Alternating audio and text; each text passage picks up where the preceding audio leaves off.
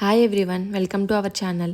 ఈరోజు నోట్లో వేసుకుంటే ఇట్లే కరిగిపోయే మైసూర్ పాక్ ఎలా చేసుకోవాలో చూసేద్దామా అండి. ఈ మైసూర్ పాక్ లోపల చాలా అంటే చాలా బోలుగా చాలా సాఫ్ట్గా ఉంటుందండి. పక్కా కొలతలతో ఎలా చేసుకోవాలో ప్రాసెస్లోకి వెళ్ళే ముందు ఛానల్ని సబ్స్క్రైబ్ చేసుకోవడం మర్చిపోకండి.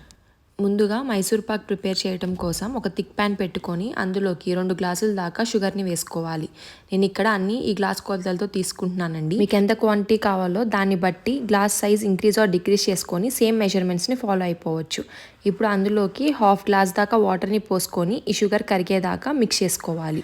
ఈ షుగర్ కరిగేలోపు ఇంకో స్టవ్ మీద ఏ గ్లాస్తో అయితే షుగర్ తీసుకున్నామో అదే గ్లాస్తో 2 గ్లాసుల దాకా నెయ్యిని తీసుకొని లో ఫ్లేమ్లో పెట్టుకోవాలి. నెక్స్ట్ ఒక ప్లేట్ మీద కొంచెం నెయ్యిని వేసుకొని ఈవెన్గా స్ప్రెడ్ చేసుకొని దీన్ని పక్కన పెట్టుకోవాలి. ఈలోపు మన షుగర్ అనేది కరిగిపోయింది.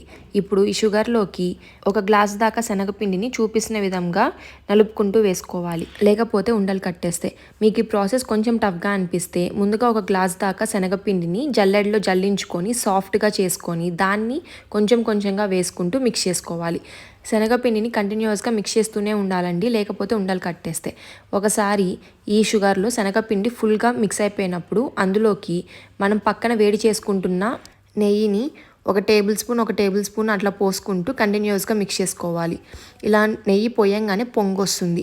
ఆ పొంగు అనేది ఆరిపోయేదాకా కంటిన్యూస్గా తిప్పి ఒకసారి పొంగు అణిగిపోయినప్పుడు మళ్ళీ అందులోకి 1 టేబుల్ స్పూన్ దాకా నెయ్యిని వేసుకొని మళ్ళీ కంటిన్యూస్గా మిక్స్ చేయాలి.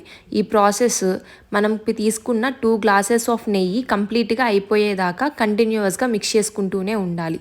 ఇలా మిక్స్ చేస్తూ ఉన్నప్పుడు ఎప్పుడైతే ప్యాన్ నుంచి మైసూర్ పాక్ సపరేట్ అవటం స్టార్ట్ అవుతుందో అప్పుడు రిమైనింగ్ నెయ్యి మొత్తాన్ని ఒకేసారి పోసేసుకొని కంటిన్యూస్గా మిక్స్ చేసుకోవాలి. చూసారా, ప్యాన్ నుంచి మనం ప్రిపేర్ చేసిన మిక్చర్ అనేది సపరేట్ అయిపోతుంది. చూసారా, ఇలా ఉన్నప్పుడు రిమైనింగ్ నెయ్యి మొత్తాన్ని పోసేసి ఒకసారి బాగా మిక్స్ చేసేసుకోండి.